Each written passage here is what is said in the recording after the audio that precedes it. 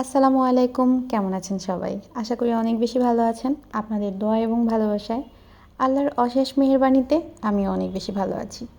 শীতকাল মানেই হরেক রকমের সবজি, আর হরেক রকমের সবজি মানেই হলো শীতের সকালে গরম গরম ধোয়া ওঠা সবজি খিচুড়ি। আজকের ব্রেকফাস্টে থাকছে সবজি খিচুড়ি। এই মুহূর্তে কাছে কিংবা দূরে, দেশে কিংবা দেশের বাইরে যে যেখান থেকে আমার ভিডিওটি দেখছেন, সবাইকে জানাই অসংখ্য অসংখ্য ধন্যবাদ। আমি রুমা বলছি মানিকগঞ্জ জেলা থেকে। রাসেল রুমা ব্লগের পক্ষ থেকে আরও একটি নতুন ভিডিওতে আপনাকে স্বাগতম।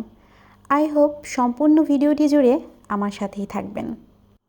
তবে ব্লগ মানেই যেহেতু সারাদিনের কাজকর্ম, তাই টুকিটাকি শেয়ার করা। কথা বলতে বলতে আমার সবজিটা কষানো হয়ে গেছে। এ পর্যায়ে আমি অ্যাড করে দিব চাল আর মসুরের ডাল। আমি খিচুড়ির মধ্যে 2টা জলপাই অ্যাড করে দিচ্ছি, এতে করে খিচুড়ির স্বাদটা একটু টকটক আসবে, খেতে বেশ ভালো লাগবে। চালটা কষানো হয়ে গেছে। এ পর্যায়ে আমি দিয়ে দিব ফুলকপি এবং কাঁচামরিচ। এখানে আমি কোনো ধরনের মরিচের গুঁড়া ইউজ করিনি, কারণ আমার ছেলে কিন্তু এই খিচুড়িটাই খাবে। আর কাঁচামরিচটা পরে দিলাম যাতে কাঁচামরিচটা গলে গিয়ে একদম ঝাল না হয়ে যায়। তো খিচুড়িটা যেহেতু একটু লাটকা লাটকা থাকবে, তাই আমি বেশ খানিকটা পানি দিয়ে দিয়েছি। এই তো আমার খিচুড়িটা হয়ে গেছে। আর কে কে এমন সবজি দিয়ে পাতলা খিচুড়ি খেতে পছন্দ করো অবশ্যই কমেন্টে জানিও। তো যাই হোক, শীতের দিনে খাবারে ধনিয়া পাতা না দিলে কেমন যেন একটা লাগে। তো হাজব্যান্ড ওয়াইফ একই প্লেটে খেয়ে নিয়েছি, খাবার দাবার শেষ করে চলে এসেছি ছাদে। এই তো মাঝে মধ্যে এই শুকনো উপকরণগুলো আমি ছাদে দেই। তো আজকে যখন বিকেলবেলা ছাদে থেকে তেজপাতা নিতে এসেছি, দেখলাম পুরোটা ছাদ জুড়ে তেজপাতা ছড়িয়ে ছিটিয়ে আছে। তো যাই হোক, ছাদ থেকে নেমেই আমি নিজের জন্য একটু চা বসিয়ে দিলাম।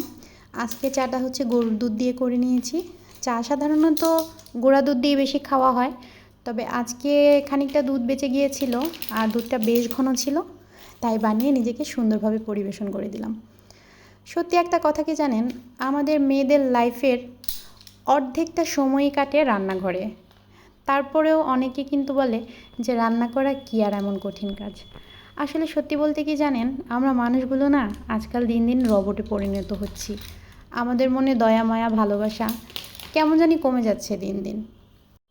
তো আজকে টুকিটাকি সবগুলা রান্নায় আপনাদের সাথে শেয়ার করব। আমার ডালটা প্রায় হয়ে এসেছে।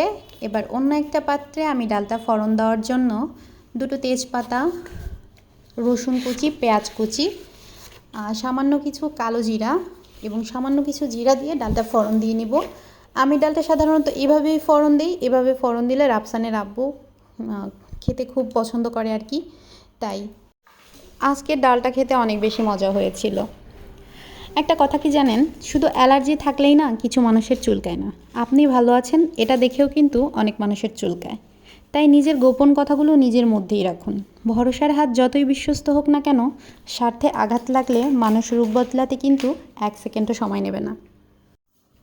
কারো শারীরিক সৌন্দর্য, হাই লেভেলের চাকরি কিংবা ধনী ঘরে জন্ম দেখে মোটেও আফসোস করবেন না, কারণ কোনটা নেয়ামত আর কোনটা গজব আপনি সেটা জানেন না। কত লোক সৌন্দর্যের কারণে চরিত্র হারিয়েছে, উচ্চ পদের চাকরি পেয়ে সততা গেছে, ধনী পরিবারে জন্ম হওয়াতে জীবন ধ্বংস হয়েছে, তার কোনো হিসাব নেই। সুতরাং আল্লাহ যা দিয়েছেন তা নিয়েই শুকরিয়া আদায় করুন এবং বলুন আলহামদুলিল্লাহ। মিষ্টি কুমড়া ভাজিটাও হয়ে গেছে। এবার অল্প একটু ছোটো মাছ চচ্চড়ি করব। আর ছোটো মাছে আমি কোনো ধরনের আদা রসুন ইউজ করি না। এখানে গোটা গোটা কয়েকটা রসুনের টুকরো দিয়ে দিয়েছি।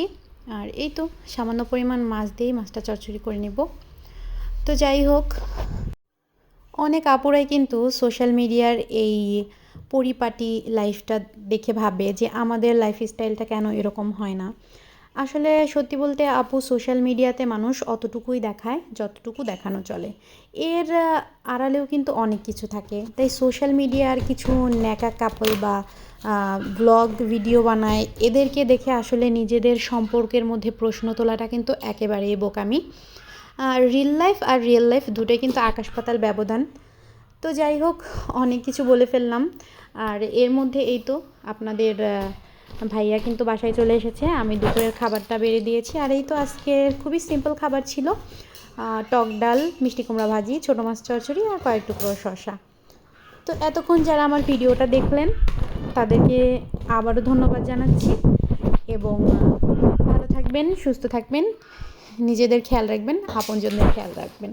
আর আপনার জীবনের প্রতিটা মুহূর্ত হয়ে উঠুক ফুলের মতোই সুন্দর। আল্লাহ হাফেজ।